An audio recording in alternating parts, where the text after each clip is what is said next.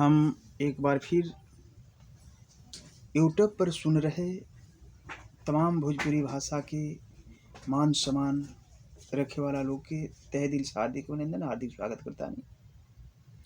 और 26 जनवरी जो गणतंत्र दिवस के नाम से जाना जाला और बसंत पंचमी के हार्दिक शुभकामना भी करता हूँ। आशा ही ना बल्कि पूर्ण विश्वास बा कि जे भी ये बात के सुनता उस सबके दिल की बात जरूर छुई। और हम एगो तिरंगा पर थोड़ा सा कुछ कहल चाहब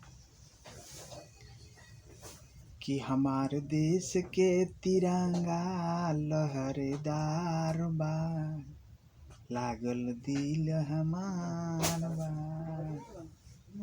हमरा देश के तिरंगा कतना लहरेदार बा, लागल दिल हमार बा।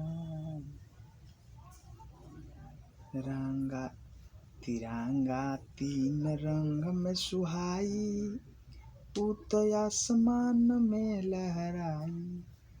तिरंगा तीन रंग फहराई, ऊ तो आसमान में लहराई। दुश्मन करत एकरा से बहुते, दुश्मन करत एकरा से बहुते गहरेदार बा, लागल दिल हमार बा।